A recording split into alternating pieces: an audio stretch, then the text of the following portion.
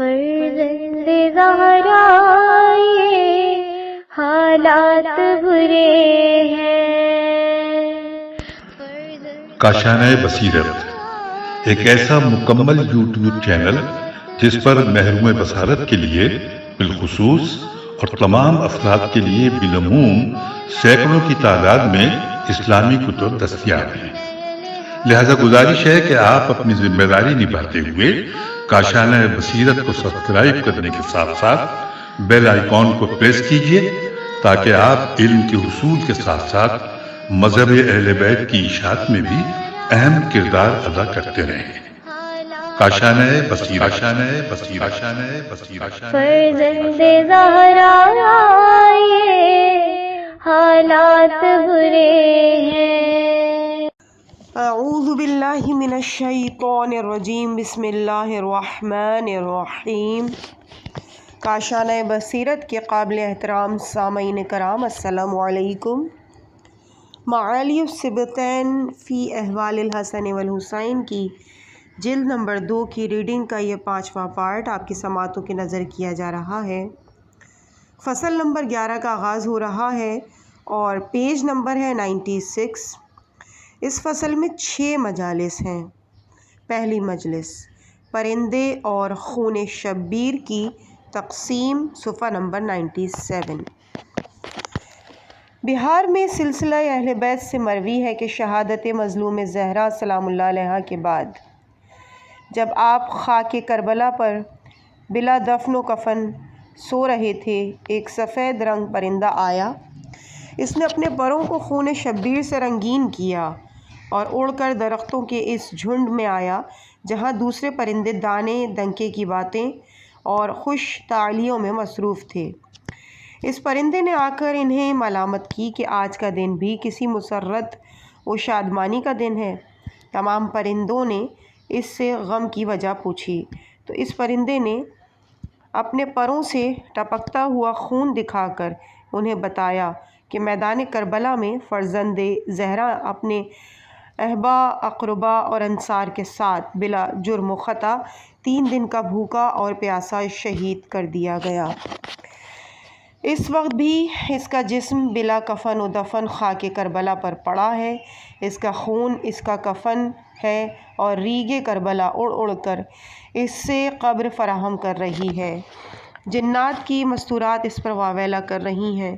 یہ بات سن کر تمام پرندے وہاں سے اڑ کر کربلا میں آئے۔ جب واقعات دیکھے تو تمام پرندوں نے اپنے کو لاشِ غریب کربلا پر گرا دیا، اپنے پر خون حسین سے رنگین کیے اور ہر پرندہ ایک ایک علاقے میں خبر شہادت پہنچانے کی خاطر اڑ گیا۔ انہی میں سے ایک پرندہ مدینے میں آیا، روضہ رسول کا طواف کر کے حضور کو پرسہ دینے لگا۔ اس پرندے کی آہو بکا سن کر تمام پرندے اس کے ارد گرد جمع ہو گئے اور تمام پرندوں نے اپنی زبان حال سے حضور کو اپنے مظلوم بیٹے کی خبر شہادت سنا کر پرسہ دیا۔ اہل بیت نے پرندوں کی اس غیر معمولی شور و غل پر تعجب کا اظہار کیا، لیکن کسی کو کوئی پتہ نہ چل سکا۔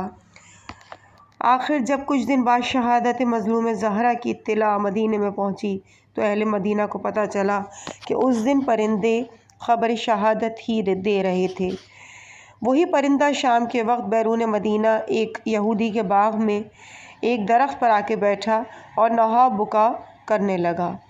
اس باغ میں اس یہودی کی ایک لولی، اندھی، بہری اور بے دست و با مجذوم لڑکی رہتی تھی، جسے یہودی نے شہر سے باہر لا کر اسی باغ میں رکھا تھا۔ دن کو یہودی اپنا کام کاج کرتا تھا اور رات کے وقت بیٹی کے پاس آ جاتا تھا۔ اس رات اتفاقاً یہودی کسی کام سے باہر گیا اور واپس نہ آ سکا۔ رات کے وقت جب وہ لڑکی تنہائی سے اکتا گئی تو لیٹے لیٹے اسی درخت کے نیچے آ گئی جس پر وہ پرندہ تھا، نوحہ خوانی کر رہا تھا اور اس کے پروں سے خون مظلوم رسول ٹپک رہا تھا۔ اتفاقاً ایک قطرہ اس لڑکی کی آنکھ میں ٹپکا اور اس کی آنکھ منور ہو گئی۔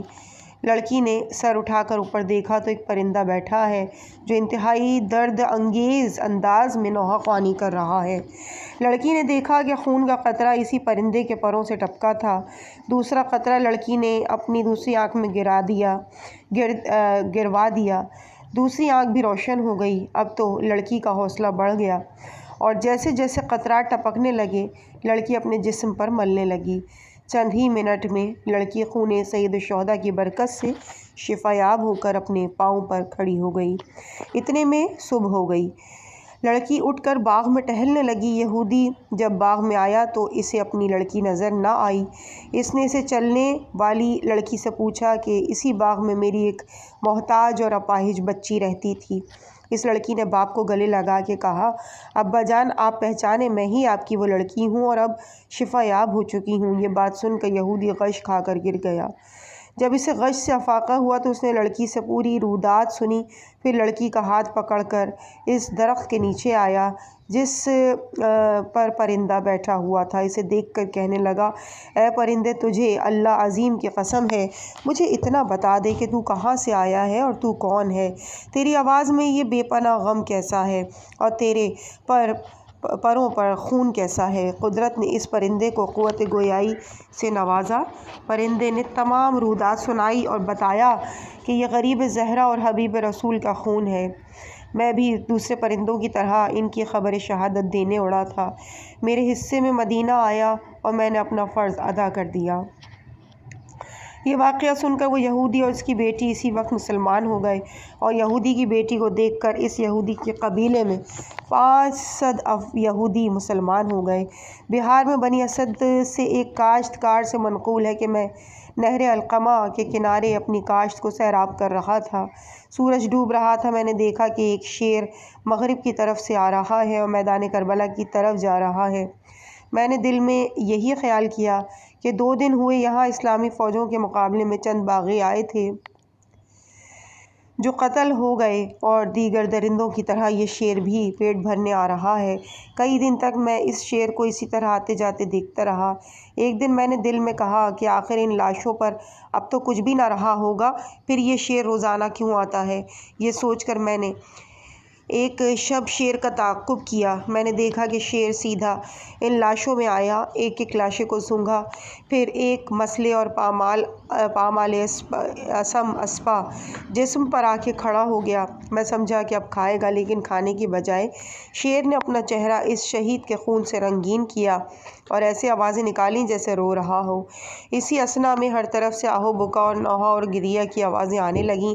मैं आहिस्ता आहिस्ता इन आवाज़ों के करीब होता चला गया। मैंने मैदान में देखा, हर तरफ खाक बसर औरतें हैं जिन्होंने सियाह लिबास पहने हुए हैं और वाह हुसैना करके बैन कर रही हैं। मैंने एक औरत से पूछा, तुम कौन हो और कहाँ से आई हो और किस लिए रो रही हो।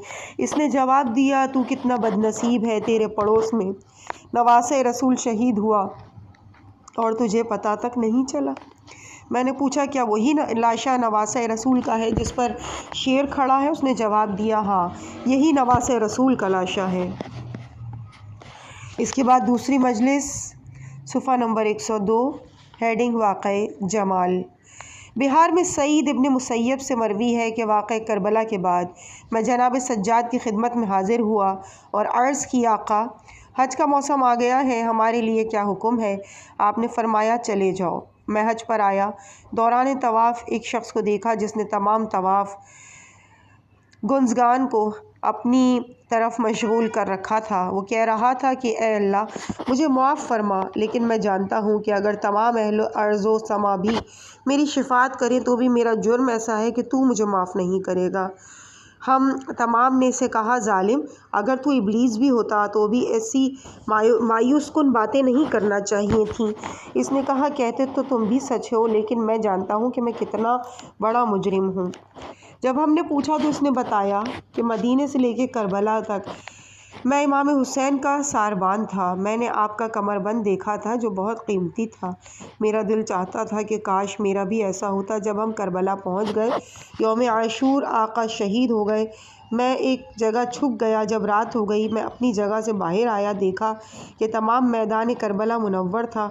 मुझे रात कहीं नज़र ہی نہ آتی تھی، ہر طرف دن کا سما تھا، تمام مقتولین خاک کربلا پر پڑے تھے۔ مجھے میری خباثت نے کمر بند پہننے پر آمادہ کیا، میں مقتولین کو پہچاننے لگا۔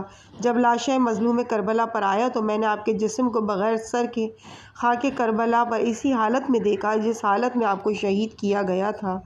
جب میں نے کمر بند تلاش کیا تو مجھے مل گیا۔ میں نے آپ کا پامال اسم اسیہ جسم کو سیدھا کیا، کمر بند کو دیکھا تو گرہ پر گرہ لگی ہوئی تھی۔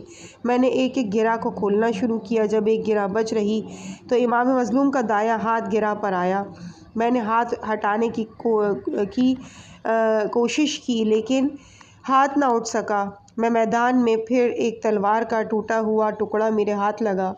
میں نے اسی سے مظلوم کی کلائی سے ہاتھ کو جدا کرنا شروع کیا۔ جب دایاں ہاتھ جدا ہو گیا تو پھر بایاں ہاتھ گرہ پر آ گیا۔ میں نے اسے بھی اسی ٹوٹے ہوئے ٹکڑے سے جدا کرنا شروع کیا۔ بس ہاتھ جدا ہوا ہی تھا کہ زمین کربلا میں زلزلہ آیا۔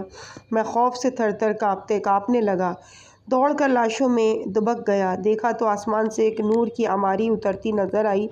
جب زمین پر اتری تو اس سے 3 مرد اور ایک مستور سب سیاہ پوش برآمد ہوئے۔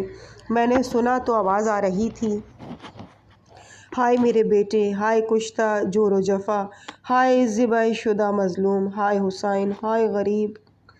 بیٹے کیا وقت قتل تجھے پہچانتے نہ تھے، بیٹے کیا تجھے پانی بھی نہ دیا۔ میں نے دیکھا تو امام مظلوم اٹھ کر بیٹھ گئے اور عرض کیا، نانا تیرے غریب حسین اسی جگہ ہے، یا ابتا یا امیر المؤمنین، یا اماں یا فاطمہ الزہرا یا خا المقتول۔ پھر آپ روئے اور عرض کیا، نانا میرے تمام انصار قتل ہو گئے، میرے بیٹے اور تمام اقربا شہید ہو گئے، نانا ہمارے جسم سے کپڑے اتار لیے گئے، نانا ہمارے خیمے جلا دیے گئے، نانا میرے بچے ذبح کر دیے گئے، نانا تیری بیٹیاں بے چادر کر دی گئیں، نانا ذرا دیکھیے کہ ان کفار نے ہمارے ساتھ کیا سلوک کیا۔ پھر تمام بیٹھ کر رونے لگے۔ اس مستور نے عرض کیا، بابا دیکھ رہے ہیں کہ آپ کی امت نے میرے بیٹے کو کس بے دردی سے شہید کیا ہے۔ بابا آپ اجازت دیں تو میں اپنے بیٹے کے خون سے اپنی پیشانی رنگ لوں تاکہ قیامت کے دن دربار خالق میں اسی سرخ پیشانی سے پیش ہوں۔ حضور نے فرمایا، ہاں بیٹے تو بھی پیشانی رنگین کر، ہم بھی خون حسین لیں گے۔ میں نے دیکھا تمام نے آپ کے خون سے اپنے سر رنگین کیے۔ امام حسن، حضرت علی اور حضور نے ہاتھوں کو کوہنیوں تک، سینوں کو اور اپنی ریشائے مقدسہ کو خون حسین سے سرخ کیا۔ پھر حضور نے پوچھا کہ بیٹا یہ تیرا دایاں اور بایاں ہاتھ کس نے کاٹا؟ میں نے اپنے کانوں سے سن رہا تھا کہ امام حسین نے تمام واقعہ سنا کر عرض کیا، نانا میرا جمال اس وقت بھی ان لاشوں میں چھپا ہوا ہے۔ میں نے دیکھا کہ حضور میری طرف آئے، میرے سامنے کھڑے ہو گئے اور فرمایا، اے جمال تجھے مجھ سے کون سا بدلہ لینا تھا؟ کیا تجھے ان مظالم سے تسلی نہیں ہوئی تھی جو میری امت نے میرے لال پر کیے تھے؟ تجھے معلوم ہے کہ ان ہاتھوں کو جبرائیل نے کتنی مرتبہ چوما تھا؟ اللہ تیرا چہرہ سیاہ کرے، اللہ تیرے ہاتھ اور پاؤں کاٹے۔ ابھی آپ کی دعا مکمل نہیں ہوئی تھی کہ میرے ہاتھ شل ہو گئے اور مجھے ایسا محسوس ہوا کہ جیسے میرے چہرے پر سیاہ چادر منڈ دی گئی ہے اور میں اسی حالت میں رہا۔ وہ تمام چلے گئے اور میں یہاں آ گیا۔ سعید کا بیان ہے کہ تمام سننے والوں نے اس پر لعنت کی اور ہر ایک نے اس کے لیے بد دعا کی۔ اس کے بعد عزیزان تیسری مجلس ہے، صفحہ نمبر 106 ہے، ہیڈنگ مدینے میں خبر شہادت۔ شہادت نواسہ رسول کے بعد ابن زیاد نے جہاں ایک قاصد شام بھیجا، وہاں ایک قاصد عبد الملک ابن ابو الحارث سلمہ کو گورنر مدینہ سعید ابن عمر ابن عاص کے پاس بھیجا تاکہ اسے شہادت نواسہ رسول کی بشارت دے۔ عبد الملک نے کوشش کی کہ ابن زیاد کسی اور کو بھیج دے لیکن ابن زیاد نہ مانا۔ عبد الملک کہتا ہے کہ مجھے ابن زیاد نے کہا کہ بیماری کا بہانہ مت کر، تو اس سے پہلے مدینے میں شہادت حسین کی اطلاع نہیں پہنچنا چاہیے۔ یہ پیسہ لے لے، اگر سواری راستے میں کمزور ہو جائے تو اسے چھوڑ کر دوسری خرید لینا۔ جب مدینے میں آیا تو مجھے ایک قریشی ملا۔ اس نے پوچھا کیا خبر ہے؟ میں نے کہا گورنر کے پاس چلے آؤ، معلوم ہو جائے گا۔ اس نے انا للہ و انا الیہ راجعون پڑھا اور کہا کہ پتہ چل گیا ہے، فرزند رسول شہید ہو گئے۔ میں سعید ابن عمر کے پاس آ گیا اور اس نے پوچھا کوئی نئی بات؟ میں نے اطلاع شہادت دی۔ اس نے مجھے حکم دیا کہ مدینے میں اعلان کر دے۔ میں نے اعلان کیا۔ بنی ہاشم میں ماتم کا طوفان اٹھا۔ جب عمرو ابن سعید نے معذرات بنی ہاشم کے رونے کی آواز سنی تو خوش ہو کر ہنسا اور کہا آج بدلہ ہو گیا۔ پھر ممبر پر چڑھا، ابن زیاد کا خط پڑھا، رجزیہ اشعار پڑھے اور مزار رسول کی طرف دیکھ کے کہا اٹھ محمد، بدر کا انتقام ہم نے لے لیا ہے۔ ذرا دیکھ جس طرح مقتولین بدر کے بعد ہمارے گھروں سے آہو بکا کی آواز آئی تھی، آج تیرے خاندان کی عورتیں نوحہ اور ماتم کر رہی ہیں، ذرا سن تو لے۔ جب جناب عبداللہ ابن جعفر طیار کو معلوم ہوا کہ میرے دونوں بیٹے شہید ہو گئے تو آپ کے ایک غلام نے ازراہ خوشامد کہا ذرا حسین کا حال دیکھیے کہ اس کی صحبت میں ہمارے 2 شہزادے بھی شہید ہو گئے۔ یہ سن کر جناب عبداللہ نے اس پر غضب ہو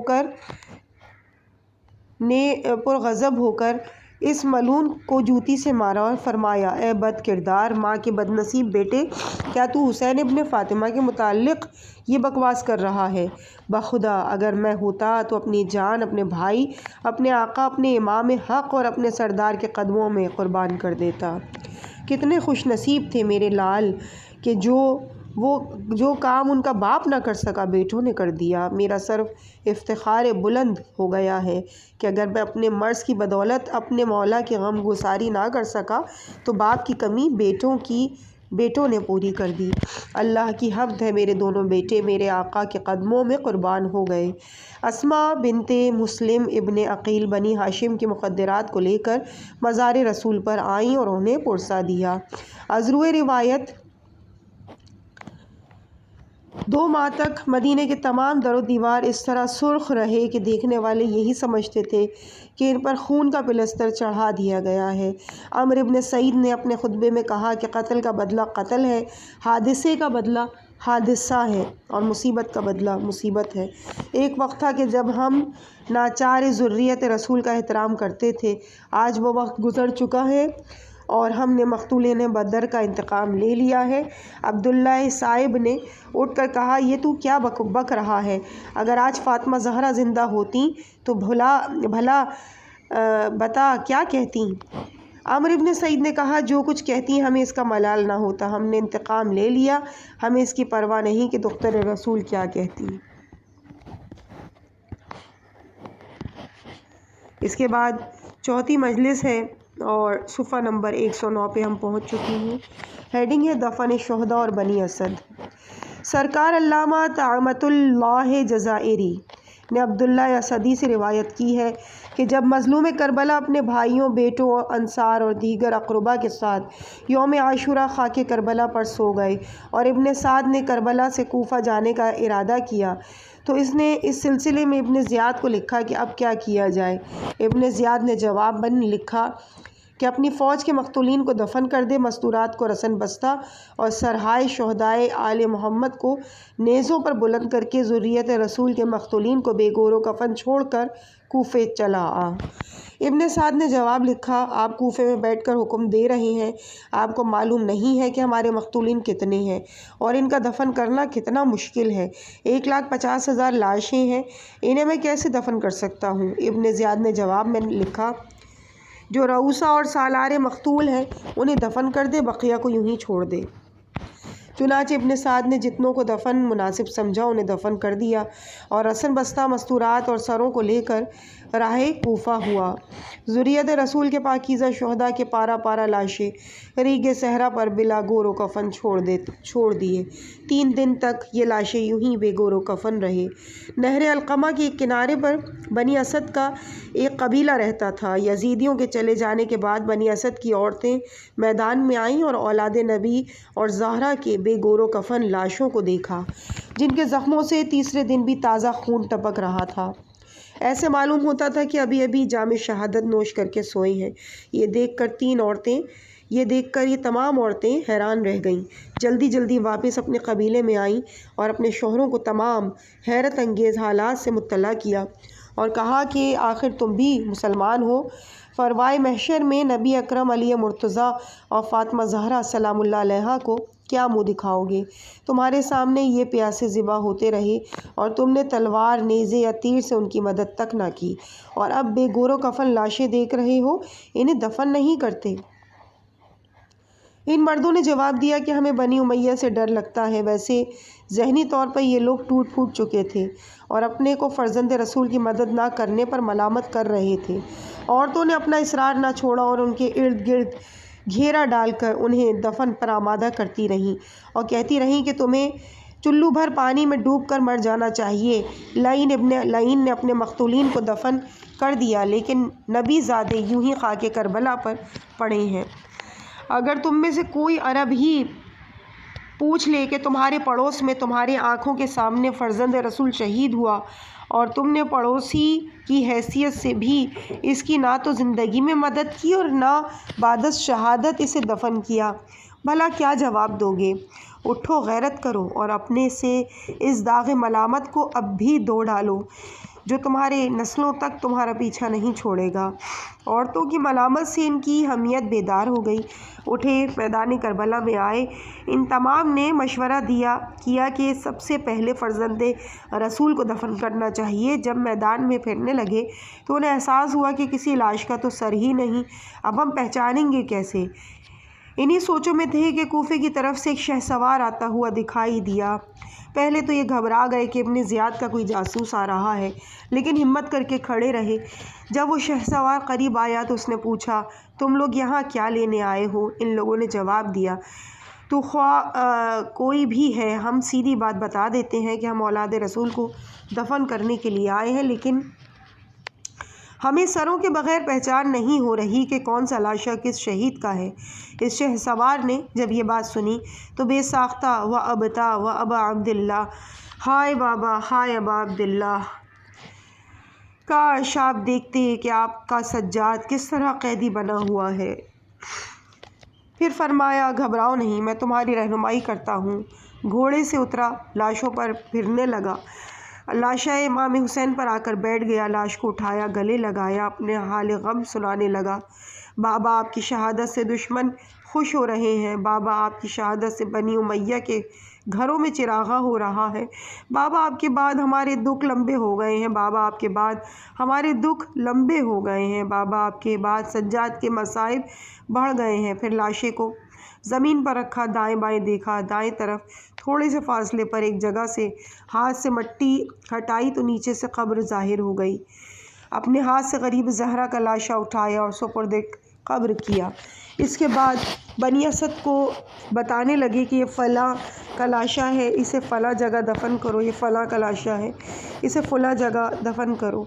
ان لاشوں سے فارغ ہو کر جناب عباس کے لاشے کے قریب آئے، لاشے کو گلے سے لگایا اور کہا، یا اماں لیتک تنظر حال الحرم والبنات، چچا کاش آپ ناراجی خیام کا وہ منظر دیکھتے جب تمام مستورات آپ کو بلا رہی تھیں۔ پھر قبر کھدوائی، جناب عباس کو اسی جگہ دفن کیا گیا جہاں آج مزار معلیٰ ہے۔ اس کے بعد انصار کے لاشوں میں آئے حبیب ابن مظاہر کے علاوہ تمام لاشوں کو ایک قبر میں دفن کرنے کا حکم دیا۔ حبیب کا لاشا امام حسین کے سرحانے دفن کروایا۔ جب ان سے فارغ ہو گئے تو بنی اسد سے فرمایا، آؤ اب لاشا حر کو دفن کریں۔ لاشا حر پر کھڑے ہو کر فرمایا، اللہ نے تیری توبہ قبول کر لی ہے اور فرزند رسول کے قدموں میں جان قربان کر دینے کے عوض تیری سعادت میں اضافہ فرمایا ہے۔ اس کے بعد یہ شہسوار اپنے گھوڑے پر سوار ہو کر جانے لگا۔ تمام بنی اسد آپ کی رکاب سے چمٹ گئے اور کہنے لگے، آپ کو ان لاشوں کا واسطہ، ہمیں بتائیں کہ آپ کون ہیں؟ آپ نے جواب دیا، میں تمہارے لیے حجت خدا علی ابن الحسین ہوں۔ زندان ابن زیاد سے نکل کر دفن کرنے کی خاطر آیا تھا۔ اللہ تمہیں جزائے خیر دے۔ اگر اس سلسلے میں تم پر کوئی مصیبت آئے تو گھبرانا مت۔ ایقاظ القلوب میں سید محمد علی شاہ عبدالعظیمی نے دفن شہداء کا واقعہ جس طرح لکھا ہے مناسب ہوگا اگر وہ نظر قارئین کر دوں۔ جب عمر سعد مستورات کو رسن بستہ کر کے اور سروں کو نوک نیزہ پر بلند کر کے کربلا سے چلا گیا تو بنی اسد جو جنگ کی وجہ سے چلے گئے تھے واپس آئے، اپنے خیمے نصب کیے۔ بنی اسد کی عورتیں میدان میں آئیں، دیکھا تو ہر طرف لاشیں ہی لاشیں بکھری پڑی تھیں۔ ان لاشوں میں کچھ لاشیں ایسے بھی تھے جن سے نور کی کرنیں پھوٹ رہی تھیں اور کستوری کی خوشبو آ رہی تھی۔ یہ دیکھ کر ان عورتوں نے بیان کرنا شروع کر دیے، یہ لاشیں اولاد رسول اور ان کے انصار کی ہیں۔ یہ مستورات روتی پیٹتی اور بیان کرتی ہوئی اپنے گھروں میں آئیں، اپنے مردوں سے کہنے لگیں تم تو امن سے گھروں میں بیٹھے ہوئے ہو، ذرا جا کر میدان میں اولاد رسول کے لاشیں تو دیکھو، بے گور و کفن پڑے ہیں۔ اگر ہمارا تم پر کوئی حق ہے تو اٹھو، ان پاکیزہ لاشوں کو دفن کرو، اگر تم دفن نہ کرو گے تو یہ کام ہم خود ہی کر لیں گے۔ کسی نے کہا ابن زیاد بڑا ظالم ہے، اگر اسے پتہ چل گیا تو ہمیں فنا کر ڈالے گا۔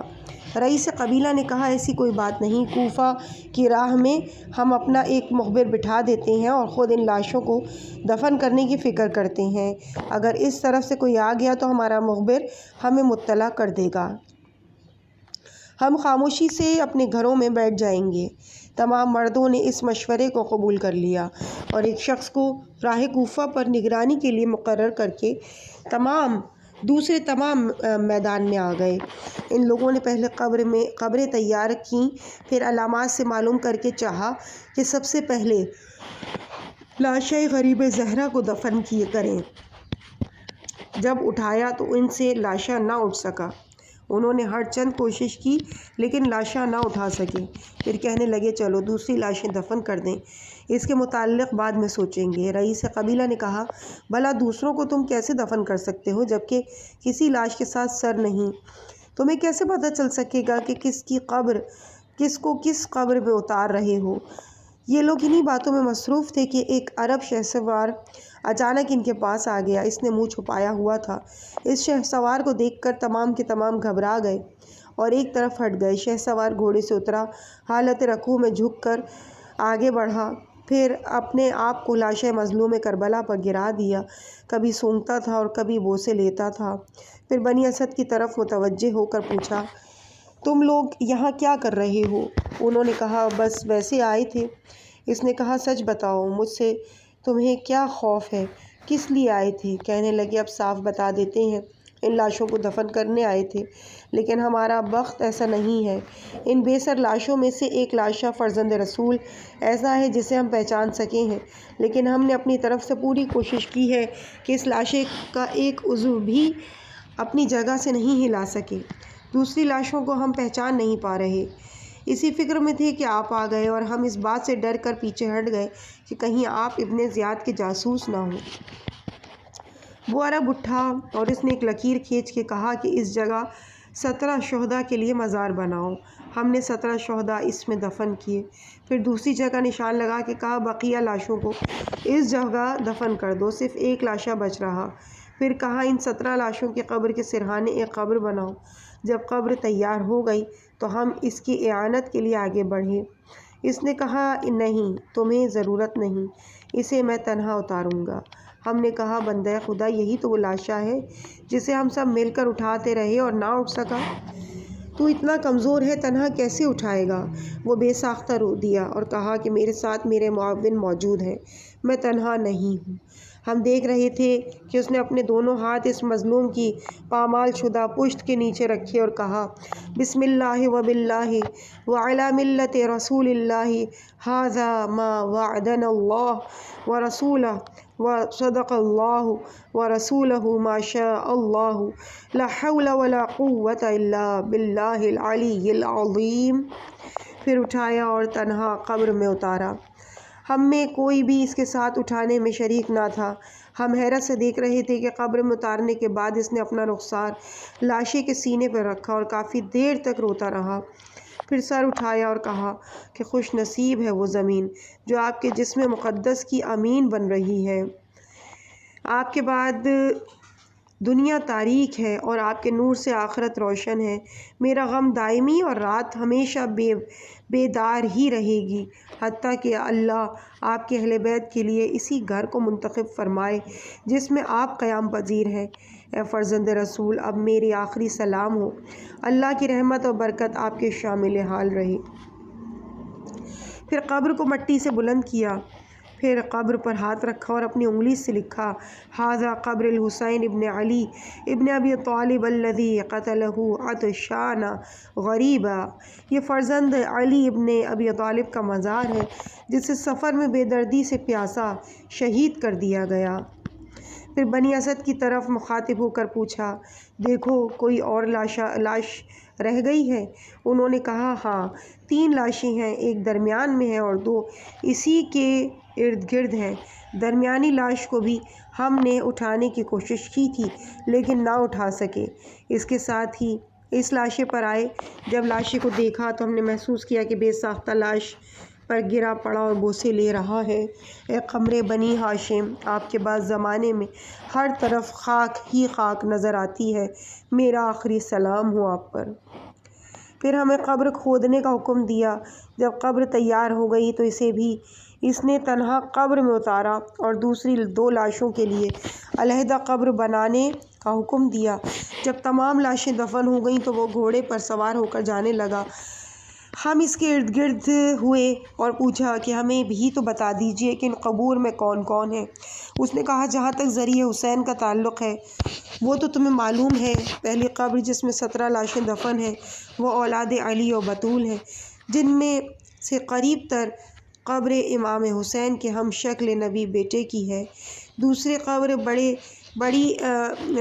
قبر بڑی میں انصار امام حسین ہے۔ امام حسین کے سرہانے جو تنہا قبر بنائی ہے یہ حبیب ابن مظاہر کی ہے۔ جو قبر دریائے فرات کے کنارے بنائی ہے وہ قمر بنی ہاشم کی ہے۔ اس کے پہلو میں جو 2 قبریں بنائی ہیں وہ قمر بنی ہاشم کے 2 بھائی ہیں۔ اگر میرے بعد کوئی پوچھے تو انہیں بتا دینا۔ ہم نے پوچھا، اے بیمار، ہمیں اپنا تعارف بھی تو کرا دو، آپ کون ہیں؟ اس سوال پر وہ رو دیے اور کہا کہ اب میں تمہارا امام علی ابن الحسین ہوں۔ ہم نے حیرت سے کہا، کیا آپ زین العابدین ہیں؟ اس نے کہا، ہاں، اور ہماری نظروں سے غائب ہو گئے۔ مؤلف کہتے ہیں، جہاں تک تاریخ کی مستند روایات کا تعلق ہے تو ان میں سے یہی ظاہر ہوتا ہے کہ تمام شہداء کی قبور حضور نے اپنی نگرانی میں ملائکہ سے تیار کروائی تھیں۔ جناب سجاد نے صرف بنی اسد کو نشاندہی کی تھی۔ بہار میں ام المومنین ام سلمہ سے روایت ہے کہ بی بی بے ساختہ رو رہی تھیں۔ کسی نے عرض کیا، بی بی اس شدت سے رونے کا کیا سبب ہے؟ تو بی بی نے جواب دیا، جب سے نبی اکرم اس دنیا سے گئے ہیں میں نے کبھی انہیں خواب میں نہیں دیکھا۔ ابھی میں نے دیکھا کہ آپ کی ریشیں مبارک خون آلود تھی، سر کے بال پریشان تھے اور گریبان چاک، دھاڑے مار مار کر رو رہے تھے۔ جب میں نے سبب پوچھا تو فرمانے لگے، میرا حسین شہید ہو گیا، ابھی ان کی قبریں بنانے سے فارغ ہوا ہوں۔ شیخ طوسی کی روایت سے معلوم ہوتا ہے کہ لاش مظلوم کربلا کو ہاتھوں سے نہیں اٹھایا گیا بلکہ بنی اسد ایک چٹائی لے کر آئے۔ امام سجاد نے اس چٹائی پر لاش غریب کے بکھرے ٹکڑے جمع کر کے سپرد قبر کیے۔ اس کی تصدیق دیرج کی اس روایت سے ہوتی ہے کہ جس میں دیرج نے بتایا کہ جب متوکل نے قبر حسین کھودنے کا حکم دیا اور میں نے قبر مظلوم کھودی تو میں نے چٹائی پر جسم حسین کے ٹکڑے دیکھے۔ عزیز سامعین، اس مقام پہ ہم ریڈنگ کے اس پارٹ کو یہیں پہ مکمل کرتے ہیں۔ اس کے بعد آگے کی ریڈنگ آپ کے سامنے پیش کی جائے گی اور 5ویں مجلس سے انشاءاللہ کنٹینیو کیا جائے گا۔ صفحہ نمبر ہوگا 121۔ مجھے اپنی دعاؤں میں یاد رکھیے گا۔ والسلام علیکم ورحمۃ اللہ وبرکاتہ۔